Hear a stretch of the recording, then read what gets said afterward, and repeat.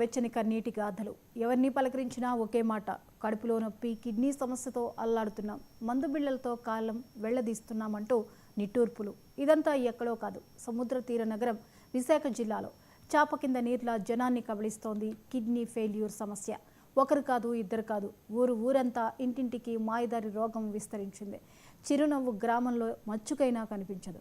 రేపో మాపో పోతామనే దిగులుతో శ్మశాన నిశ్శబ్దం రాజ్యమేలుతోంది.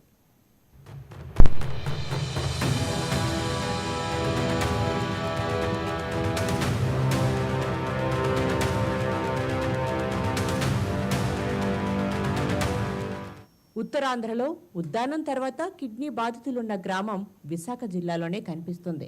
భీమిలి నియోజకవర్గం భద్రయ్యపేటలో ఎవరితో మాట్లాడినా వారి గొంతు బొంగురుపోతూ సమాధానం వస్తుంది. ఎవరి మొహంలో చూసినా చిరునవ్వు మచ్చుకైనా కనిపించకపోగా రేపో మాపో పోతామనే దిగులు కనిపిస్తుంది. ఏ ఇంట్లో చూసినా కిడ్నీ సమస్యలతో సతమతమవుతున్న వారే కనిపిస్తారు. మూత్రపిండాల వ్యాధితో మంచం పట్టి చావు కోసం ఎదురు చూస్తున్న వారు అనేక మంది ఈ గ్రామంలో కనిపిస్తారు.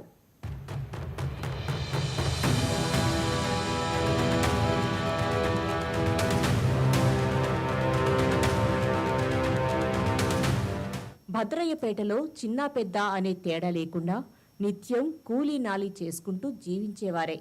ఉన్న కొద్దిపాటి భూముల్లో వ్యవసాయం చేసుకుని బతుకు బండి లాగిస్తున్నారు. ప్రశాంతంగా తమ పని తాము చేసుకుంటూ బతుకుతున్న ఆ ఊళ్ళోని ప్రజలకు మూత్రపిండాల సమస్య నీడలా వెంటాడుతోంది. ప్రతి ఇంట్లో ఒకరిద్దరు కిడ్నీ సమస్యతో బాధపడుతున్న వారే ఉంటారు. కొన్నిళ్లలో పిల్లల నుంచి మొదలు పెద్దల వరకు అందరూ ఈ వ్యాధి బారిన పడిన వారున్నారంటే పరిస్థితి ఎంత దారుణంగా ఉందో అర్థం చేసుకోవచ్చు.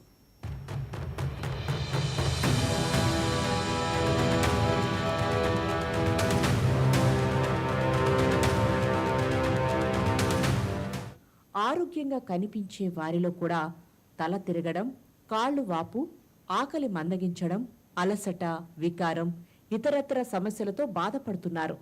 పొట్టకూటి కోసం రెక్కలు ముక్కలు చేసుకుని కూలీ నాలీ చేసుకుంటే తప్ప పూట గడవని గ్రామస్తులు అనారోగ్యం తీవ్రమై ఆసుపత్రికి వెళితే కిడ్నీలు ఫెయిల్ అయ్యాయనే చావు కబురు చల్లగా వినిపిస్తుంది. గ్రామంలోని ప్రజలంతా విశాఖలోని కేజీహెచ్లో పరీక్షలు చేయించుకుంటే మూత్రపిండాల సమస్య ఉందని వైద్యులు చికిత్స అందిస్తున్నారు. ఇప్పటికే ఈ గ్రామంలో సుమారు 50 మందికి పైగా పరీక్షలు నిర్వహిస్తే వారందరికీ కిడ్నీ సమస్యలు ఉన్నట్టు బయటపడింది.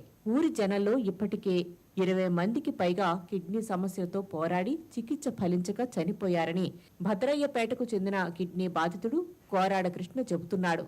తన ఇంట్లో నలుగురికి ఈ వ్యాధి సోకిందని దేవుడే కాపాడాలంటూ కంటతడి పెడుతున్నాడు.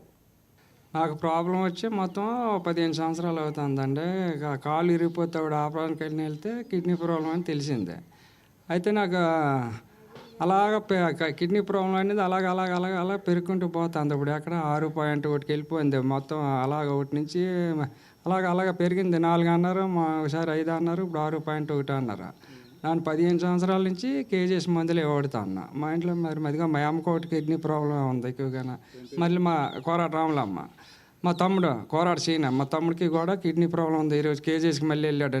మొన్న వెళ్ళి టెస్టులు చేసుకోండి, ఈరోజు మళ్ళీ మందులకి వెళ్ళాడు. మళ్ళీ రిపోర్ట్లు డాక్టర్ పట్టుకొని చూపెట్టుకున్నా. మొత్తం మరి మా ఆడికి కూడా ప్రాబ్లం అయితే మరి హాస్పిటల్ అంటారు. 2 రోజులు తిప్పాను. మొత్తం మా ఇంట్లోనే మొత్తం 4 కిడ్నీ ప్రాబ్లం వచ్చింది. మరి ఊళ్ళో మొత్తం ఎక్కడ చాలా మందికి వచ్చింది. మొన్న టెస్టులు 160 మందిలోనూ 50 మంది కిడ్నీ బిల్లు పోయిన వాళ్ళు తేలారు. కేజీఎస్కి తిరుగుతారు మళ్ళీ టెస్టులకి వాటికి తనిఖీలకి. మొత్తం మరి అందరికీ ఇంకా చేయడానికి చాలా మంది ఉన్నారు. ఇంకా వాళ్ళకి చేస్తే ఇంకెన్ని వస్తాయో మరి తెలియదు. కానీ ప్రస్తుతానికి ఇప్పుడు 50 మంది తేలారు. చచ్చిపోయిన వాళ్ళు ఒక 20 మందికి డయాటిసిస్ పెట్టుకొని చచ్చిపోయారు కిడ్నీలు పోయి.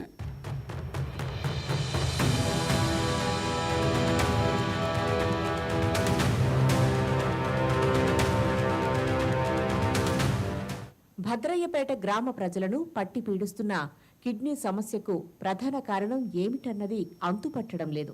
నెలల తరబడి ఆసుపత్రుల చుట్టూ తిరుగుతూ ఆర్థికంగా చితికిపోతున్నారు.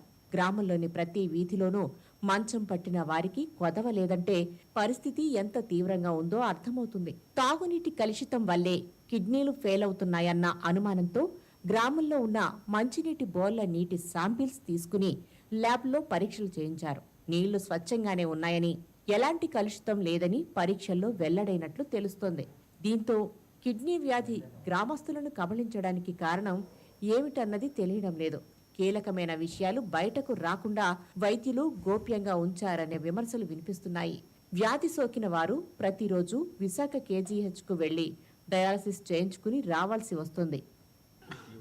ఈ నడుం బాధ, ఈ గిరగిర తిప్పితే ఎలా తిరుగుతుందో అలా తిరిగేస్తాడు బుర్ర.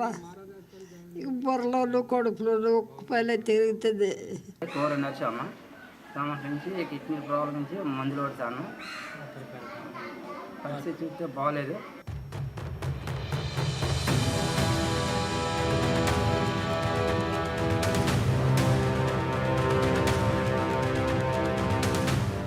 పచ్చని పంట పొలాల మధ్య ప్రశాంతంగా బతికిన భద్రయ్యపేట గ్రామం ఇప్పుడు మూత్రపిండాల వ్యాధి భయంతో శ్మశాన వైరాగ్యంలో మునిగిపోయింది. ఇంటింటికి విస్తరించిన ఈ మాయదారి రోగం ఎంతో మంది ప్రాణాలను కబళిస్తూనే ఉంది. ప్రభుత్వం తక్షణమే స్పందించి కారణాలను వెలికితీసి చికిత్స సదుపాయాలు అందించకపోతే మరెన్నో ప్రాణాలు మట్టిలో కలిసిపోయే ప్రమాదం వెంటాడుతోంది.